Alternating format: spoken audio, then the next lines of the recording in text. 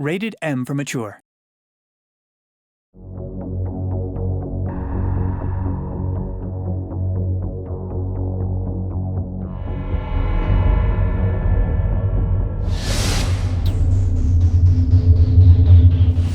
At Telltale, when we're looking for a new IP to take on and turn into a game, the first thing we always ask is this a really rich story world, and are there awesome characters?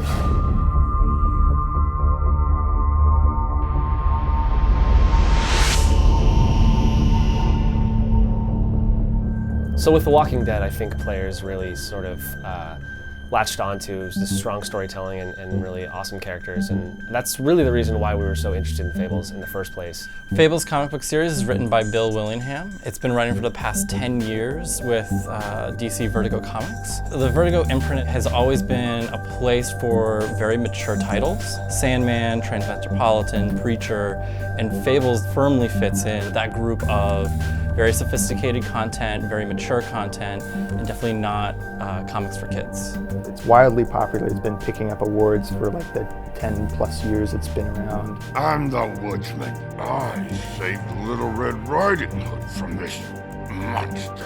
Fabletown is a place in Manhattan where all of the Fables who've been exiled from their homelands, or at least most of the Fables, live. And it's kind of hidden from our world, which they describe as the mundane world. They're wearing these things called glamours, which is basically magic to make yourself look like a human. Bigby! I know I don't look human. I'm looking at a 3-foot toad. I'll get me glamour first thing in the morning. The basic story of The Wolf Among Us is centering around Bigby Wolf, Sheriff of Fabletown. He is responsible for the well-being of all these Fables who can't seek help from the police force outside. The whole story is kicked off with a murder that happens. Bigby kind of takes it upon himself to go out and investigate before word gets out and people get really panicked. Tell me you've been doing something. The last thing we need is all of Fabletown knowing there's a killer amongst us. We catch up with Bigby at a point in his life when he's trying to put the darkness and the events of his past behind him. The big bad wolf is not just a guy who blew down a pig's house. He's someone who terrorized these Fables, and they hate him. Couple thousand more of these, we'll be even on that house you owe me. When he was back in the homelands, he was always in this wolf form and hunted and killed and ate other Fables. And that's why it's so strange that he's the Sheriff of Fabletown, because he's gone from the hunter of Fables to effectively the protector of Fables. You ate a lot of people back in your day. I thought we were all supposed to have a fresh start here. I can't change the past. Well, you can't change people's memories either.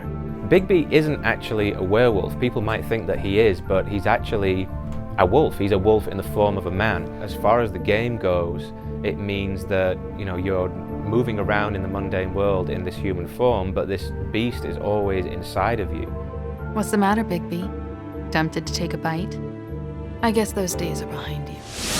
Come on out, you dog! A lot of the game is about the control of power. When are you going to wolf out? Or when are you gonna, grab someone by the collar? Like, those moments need to be chosen very carefully. This is all getting a bit stressful, all right? I have my limit, Toad, and I think we reached it 10 minutes ago. We want players to feel the power that Bigby has within him. It was really important for us to be able to really capture that essence of what it's like to be this powerful creature. Get out of the way before you get the axe again. Woody, I'm gonna break your face. Is that a fact? You gotta calm down.